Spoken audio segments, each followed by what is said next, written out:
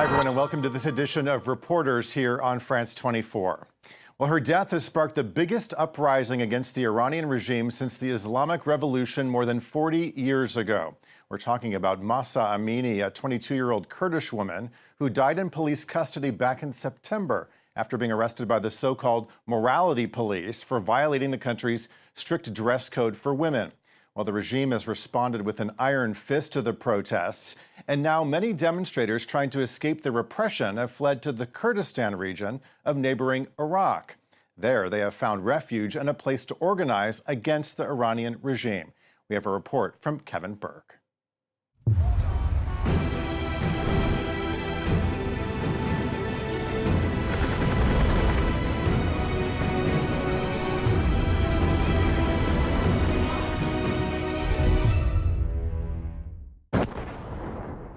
September 27th, 11:45 a.m.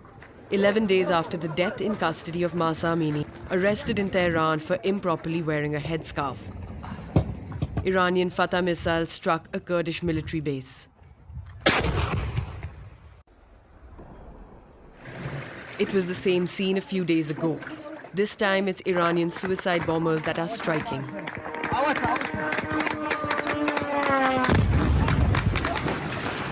We are in northern Iraq, in Kurdistan, an autonomous region bordered by Iran, Turkey and Syria. The reason why Iran is shelling the region so harshly is because it's accusing the Kurdish armed factions of supporting the popular uprising currently taking place. Kurdistan sees Iranian demonstrators arriving almost daily, fleeing repression.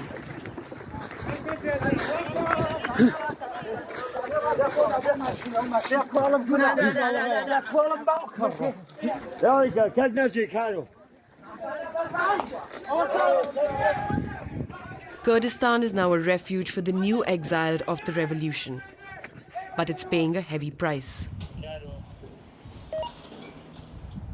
The man with the bloody face is Peshmerga commander Rabaz. This is just 3 days after the explosion. He was lucky this time. After I was hit here, my friends came for me and took me out. My friend Mamzana was with me.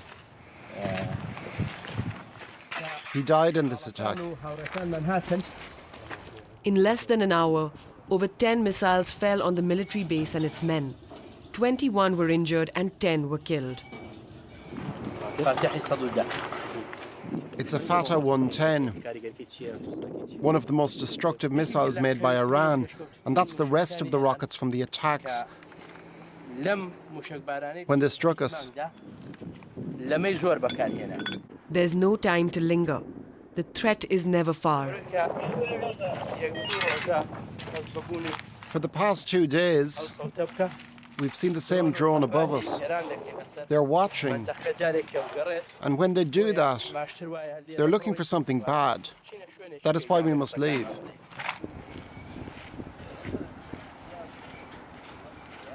Iran thinks that if they attack us here, it will impact the protests inside Iran. They think it will discourage people from demonstrating. We have supported the demonstrations, and we'll never stop. We'll support them more and more. We'll give refuge to people who were injured in the protests and take care of them here. 18-year-old Adar is one of the protesters who fled Iran. This young Iranian of Kurdish origin has just joined the Peshmergas.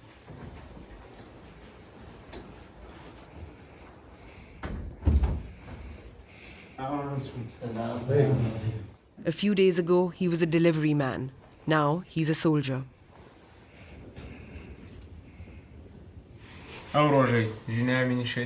The day Master Amini died, I couldn't sit still. I had to do something. I had to demonstrate. Because of her veil, the police killed her.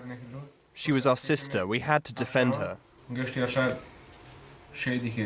He took to the streets with his friends and chanted slogans for women's freedom and against the regime, risking his life.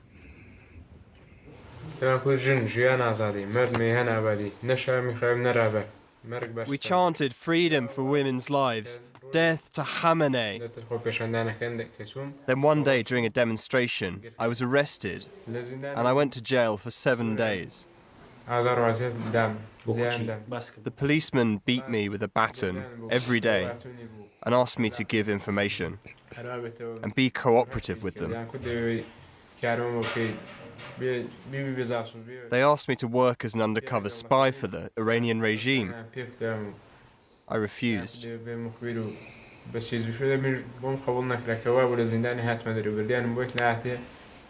In Iran, criticizing the authorities can be punished by death. Adar was tortured. When I was brought to the Secret Service, they used some kind of weed and chemical material to burn me. Within 15 minutes I was burned, but they continued for 4 hours. They burned me as much as they wanted.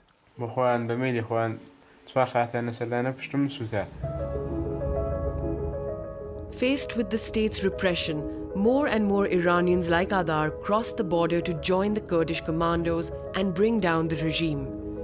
Among them were women determined to fight.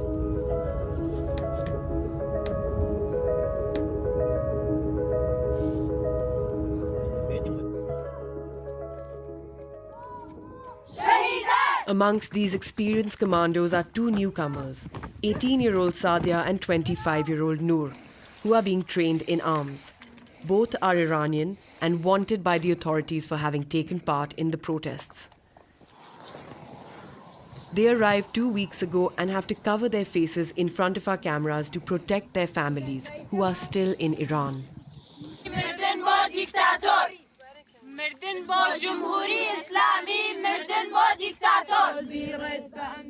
In Iran, Noor was a student. She was about to go back to college when the protests began. As a woman, I had no rights. I came here and they gave me a gun. Here I am a Peshmerga. I am here to defend the rights that I never had. Like Noor, Sadia left her loved ones behind. It was a difficult decision with serious consequences. Because I am here as a Peshmerga, my family is threatened and pressured. They are interrogated. They're asked, "Where is your daughter? What is she doing? You have to bring her to us. You have to bring her back." They talk to my family like that. They threaten my family. If they don't hand me over, they'll take my sister instead. I don't know what they would do to her if they took her. They would make her disappear. Despite fear for the fate of their families, the girls train hard.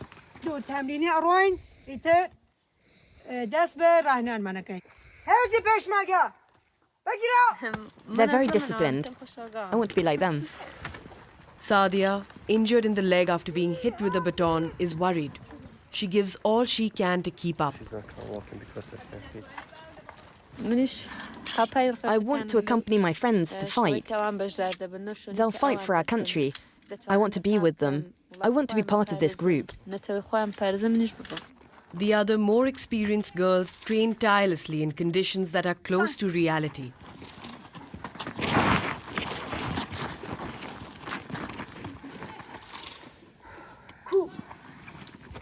One exercise follows another, and the day always ends with a patriotic song. The fighters remove the scarves from their heads as a sign of solidarity with the women of Iran.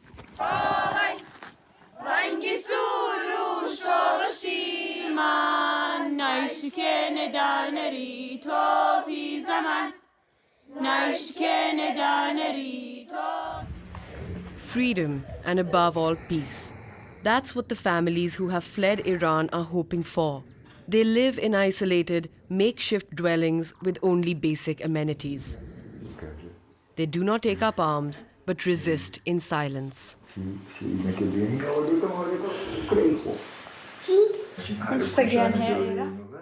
Saeed is an artist, Wajiha a housewife. They fled Iran a week ago with their sons after being spotted at a protest. She's afraid to speak because our family is under pressure from Iranian forces. That's why our faces are covered.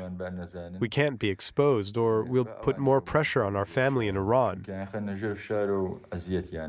The regime there is worse than Al-Qaeda. Terrified by the regime, she fled. Wajiha took time to open up to us. There were a lot of girls protesting, fighting for their rights, and they were killed because of it. Iranian forces were killing them.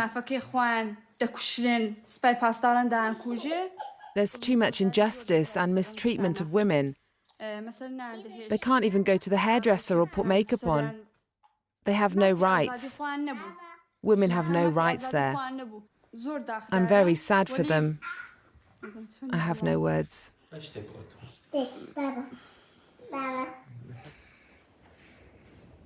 Saeed and Wajiha fear reprisals and regularly check in with their families back in Iran.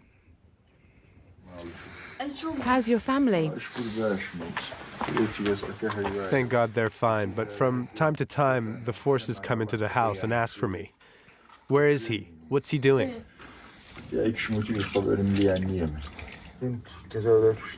The family told me that the situation is really bad. A lot of young people are beaten and put in prison. 100 of them were arrested. Thank God you're not there. If you were there, you'd be in the worst situation. Before we leave, Wajiha asks us to film her one last time from behind to avoid risking the lives of her loved ones. In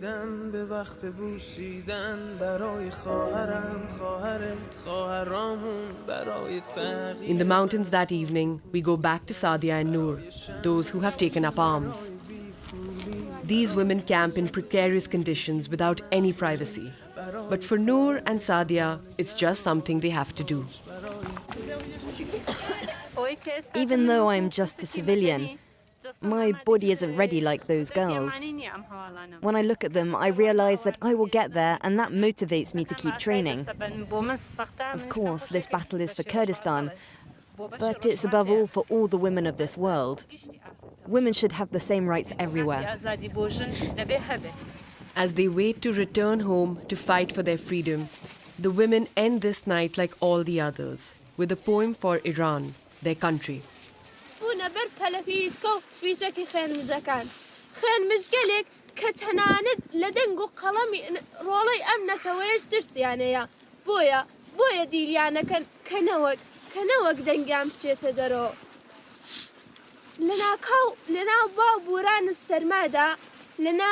دنگی بمب و هاجک بارانه کاندا خورتای آواتی کلات آواتی که امنت هویت چندین سال خریک خینی با آرزه آواتی سر بخوابون و رزگاری لچنگی او دولت داگیر کرانه.